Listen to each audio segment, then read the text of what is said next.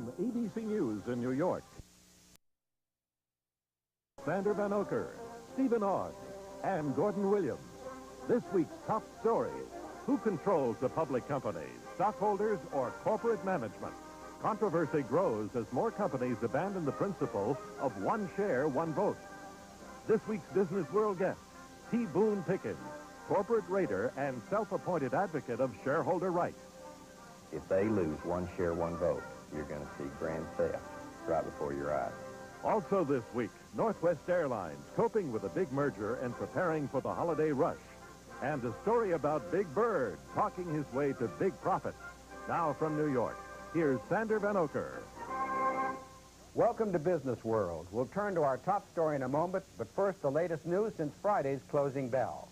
For most toy makers, it's the best time of year. But this year for Mattel, that's not the case. The nation's second largest toy maker says it will post a fourth quarter loss because of lower than expected U.S. sales, including sales during the Christmas season. This follows a third quarter loss in Mattel's domestic operations and layoffs of employees in recent weeks. And Diamond Shamrock Corporation has disclosed an unusual face-to-face meeting late last week between its board and Texas oil man T. Boone Pickens. Pickens Mesa Limited Partnership has offered about $2 billion in stock to acquire the oil company. Diamond Shamrock said its board is considering Pickens' offer and will meet again within a week. When we come back, a report on the steps some companies are taking to fight takeovers. Two classes of stock for two classes of stock owners. And later, an interview with T. Boone Pickens, who says that means some people are getting robbed.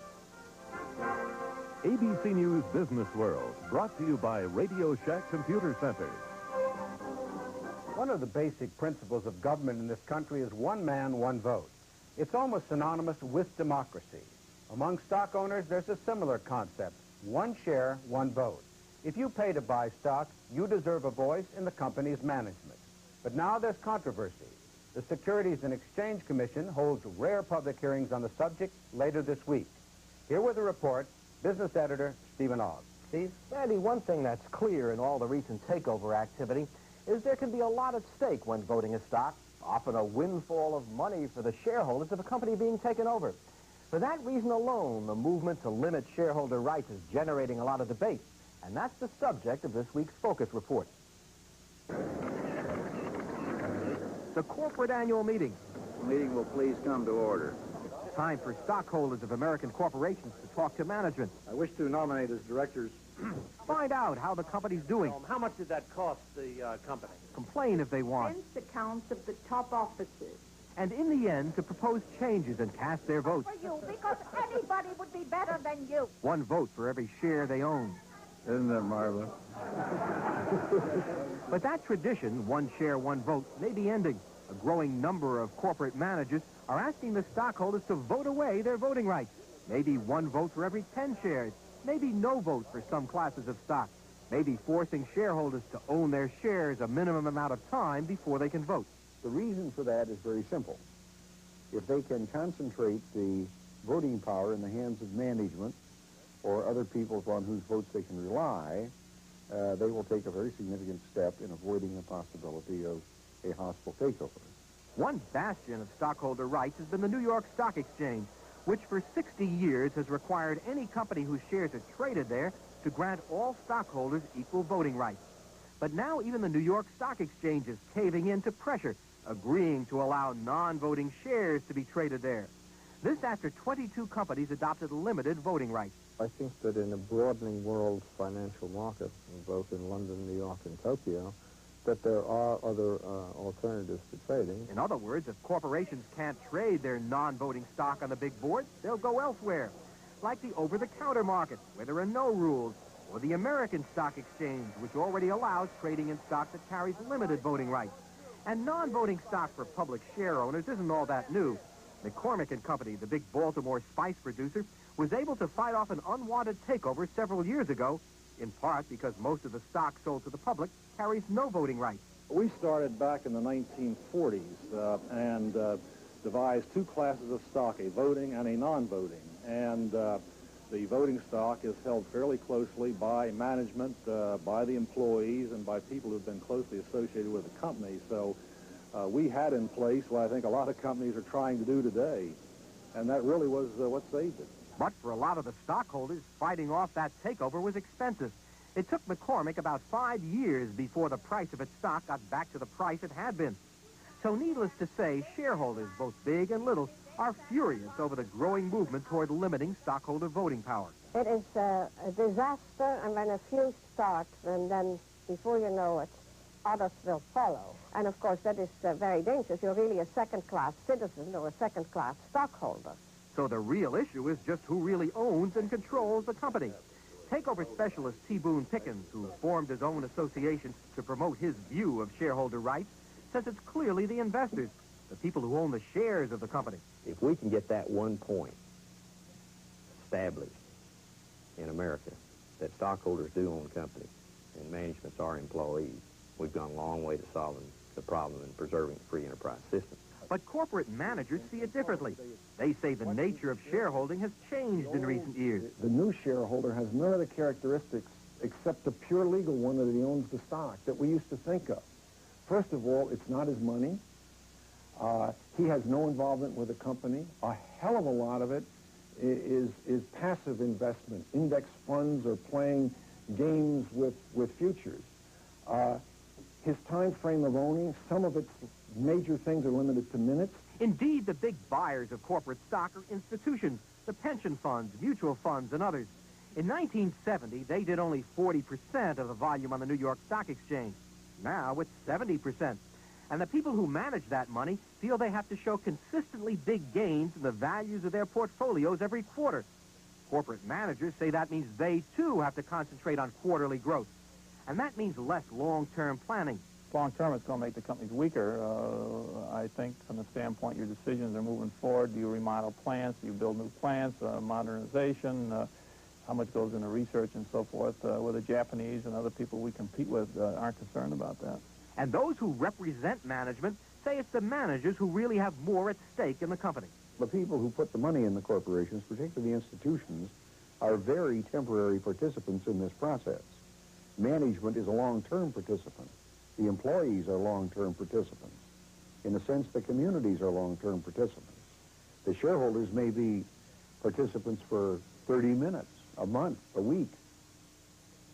So there you have it. Corporate managers say with the nature of stock ownership these days just a short-term venture for most investors, it's really the management that ought to have the most to say about a company's future. But no matter what the SEC decides on one share, one vote, remember this, it still takes a majority of existing stockholders to approve changes like that. If they want to give up their right to vote, in the end, that's their business, Andy. Thanks, Steve. In a moment, we'll have our interview with T. Boone Pickens, the oil patch raider who's turned shareholder rights into a personal crusade. In a recent survey of major corporations, 44% preferred individual investors as majority shareholders. 37% preferred institutional investors. 19% had no preference.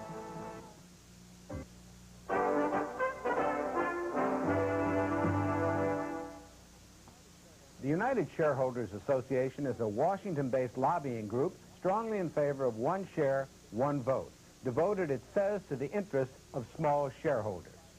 But the association was founded by a not-so-small shareholder, Texas oil man T. Boone Pickens, who's made millions in takeover fights and who only last week announced a hostile bid for Diamond Shamrock. One United States senator has said that Pickens makes a crusade out of what he's doing because he can make a lot of money. But Pickens says that's not his motive, as he explained when we spoke with him the other day. One share, one vote. Nice slogan. But is it good for the stockholder? Or is it good for people who want to take companies over? Well, this is the biggest issue, Sandy, in my career as a corporate executive. This you're going to see, if we lose one share, one vote, if the 47 million stockholders that own stock in public-owned companies in the United States, if they lose one share, one vote, you're going to see grand theft right before your eyes, because the management of America's corporations are going to get control, and the stockholders will never have a chance again. Now, that's how important this is. When you talk about stockholders, you see a row of individuals out there. But isn't it true that much of the stock in this country, indeed 1/4 of the equity in American corporations and wealth, is controlled by pension funds, and by the end of the century it will be a half. Isn't this what you're talking about, rather than individual shareholders? Well, in pension funds, those are individuals, too. They just happen to be brought in and have a fiduciary look after their interests. So it's still people. And here you've got a, you know, when you talk about the Boesky situation, you're talking about peanuts compared to what's going on in corporate America, or what could go on today. I mean, you've got the poison pill, which dropped the value of equities on the New York Stock Exchange several percentage points. When you go to, you take away one share, one vote, and go to dual classes of common stock, and actually buy the stockholders' vote with their money and give that vote to management, you're going to see hundreds of billions of dollars lost in our equity markets. In this country, back in 1962, the Supreme Court handed out Baker versus Carr. One man, one vote, finally in this country. But can you apply that kind of a political rule to the way corporations are run, the way the stock market is run? Why not? Because, I mean, ownership's ownership. Whether I own a drugstore on the corner, I own it. You own that suit. I bought a car yesterday. It's mine when I drove it out and made arrangements to pay for it. When I bought stock in a company, I am one of the owners of that company. Now, to ask me to give up my voting rights to people that have no financial risk, or very little, which are the corporate America's CEOs, there's 9%. 9% of the CEOs in the Fortune 500 do not even own one share of stock in the companies they run. 9% of them. Now, that's got to tell you something. Why do I want to turn over my voting rights to people that have no financial risk? And I shoulder all of it as a stockholder. Now, the New York Stock Exchange wants to do this to be competitive, or so it says, we say the American Stock Exchange. I'll give you an example of 3 companies, one in the New York Stock Exchange, 2 on the Amex, media companies, Dow Jones, the Washington Post Company, and the New York Times Company, had 2 shares of stock. Now, I was somebody, a journalist, who watched Richard Nixon try to destroy the Washington Post Company. Doesn't Mrs. Graham and her family have a right to try to preserve the company in the family name as the Salzburgers would, or the Bancrofts with Dow Jones? Isn't there merit to that argument? There is merit to it, and I don't argue that point. If somebody, for instance, back when I took Mesa Petroleum public in 1964, and today Mesa is the largest independent oil company in the United States with a market cap of about $3 billion. We've had 22 years of growth and building in the company. When I took the company public in '64, I had that opportunity to be able to develop 2 classes of common stock at that time. I thought about it and decided I didn't want to do it. At the same time, I have compassion for people that have done that. That's the time that they go public. I don't like to see them come back afterwards and change it. All right. You've denied you've had political ambitions in the past, but years ago in this country, we had a man named Huey Long, whose slogan was "Every man a king," and he used to attack oil companies and promised to share the wealth. You're not Huey Long. You're no barefoot boy from Wall Street. You're no Robin Hood. But on the other hand, if you pursue this, which has a populist ring to it, do you not run a danger of becoming a demagogue on this issue? Well, I'll just have to run that risk. I can't sit back and just say, oh, you know, what the hell? I've done pretty well. And if other people don't understand what they have to do to protect themselves, well, we'll just, too bad. That's life. I'm not going to do that. I'm going to fight them right down to the wire, and if I lose, I lose. But I'm not worried about, I guess, not being identified as a demagogue on this particular issue. You haven't lost yet. I haven't lost yet. I'll tell you what, I've never gone into a deal yet that I didn't think I was going to win. Thanks very much for being with us. Pickens will be one of a number of witnesses at the one share, one vote SEC hearings to be held Tuesday and Wednesday. When we come back, coping with the headaches of big merger, Northwest Airlines in the spotlight. Miles flown by paying passengers on major airlines in November increased over last year by 13%. Airlines are revving up for the peak holiday traveling period. Delta, for instance, will add more than 100 flights starting tomorrow. For another airline, Northwest, the holiday season will be a test. In October, Northwest acquired Republic, and overnight it became the nation's 3rd largest carrier, with routes blanketing the U.S. and stretching to Europe and the Pacific. Coping with it all has been Northwest President Steve Rothmeyer, Foot 40 is the youngest chief executive of a major airline. Economics editor Dan Kortz in this week's Spotlight Report examines how he's doing. Never before in the history of this industry had a combination of the size of the Northwest Republic merger been undertaken.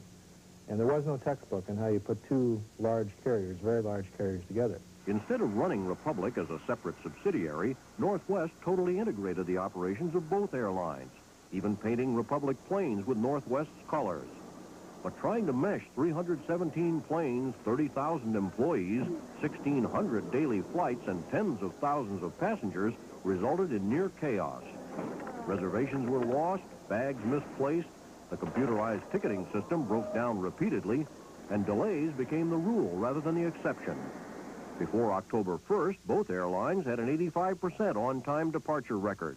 Immediately after the merger, on-time departures plummeted to 25%. And for all of October, they averaged just 59%. We did run a very rough operation those first 2 days of October. There's no question about that.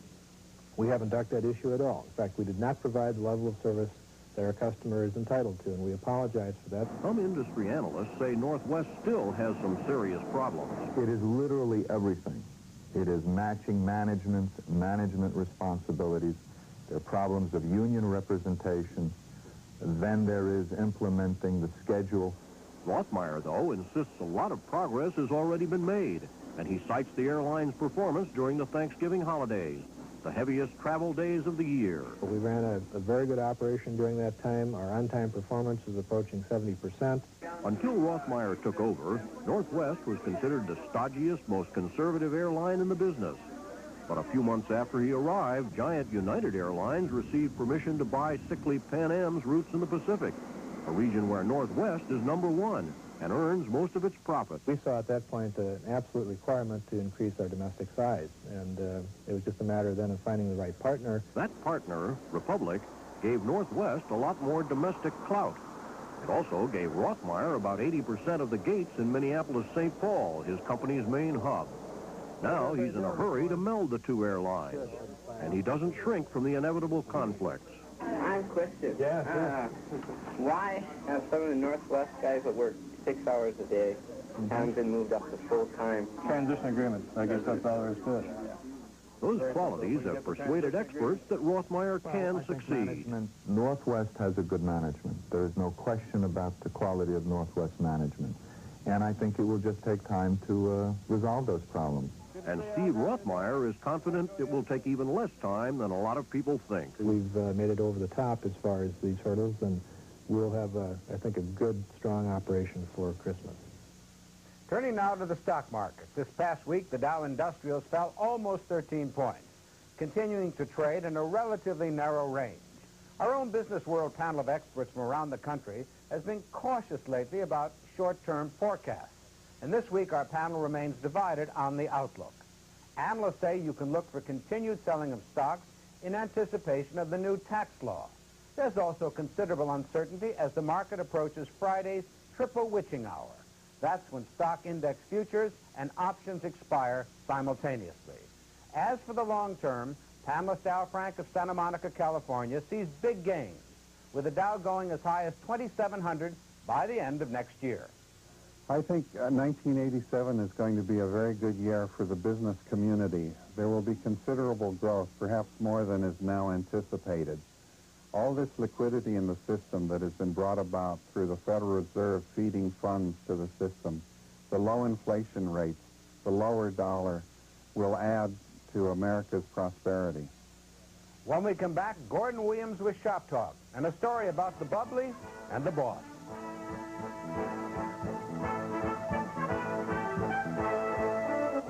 And now for what's going on behind the scenes. Today's whispers of maybe tomorrow's news. With Shop Talk, here's Gordon Williams. Look for more downshifting at GM's ballyhooed Saturn project. Instead of a state-of-the-art subcompact, GM may settle for a slightly innovative replacement for its compact J-car line. Says my source, no one can build a subcompact in the U.S. and make a profit from it. Superstar economist Henry Kaufman unveils his 87 forecast on Tuesday, and it should be tame. I'm told he'll mostly endorse the standard forecast of sluggish growth, modest inflation, and pretty steady interest rates. Kaufman fears we're overborrowed, but he thinks that will force the Federal Reserve to avoid a recession. Tax reform should push more companies to copy the investment partnership Malright Communications did with Hutton. Limited partners put up money to buy broadcast stations. Malright runs them and guarantees the deal. Since the partnership owns the stations, profits escape the harsh corporate tax bite.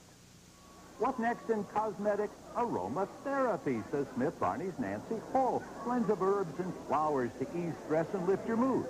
Revlon kicks it off next spring with its new Giardini di Montecatini line, including an urn whose aroma fills the room and an aromatic stick to rub across your forehead. You'll pay big dollars for these scents. Why is this man smiling? It's a bright picture for Arnold Thaler, chairman of Viewmaster Ideal since 1981. Third quarter profits soared 57%, and talking Big Bird doll is hot this Christmas.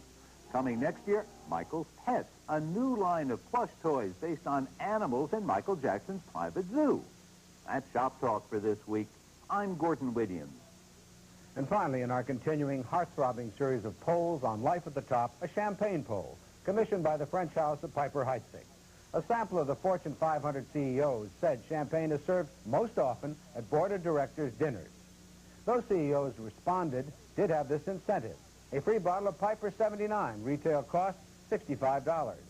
That's one of the perks of Life at the Top. When a survey calls us, we don't even get offered a bottle of Ripple. That's it for this week. Whatever business you're in, we hope the week ahead is a prosperous one.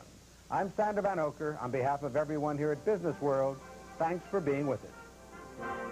For a transcript, please send $3 to 2 John Street, New York, New York, 10038. Business World is a presentation of ABC News.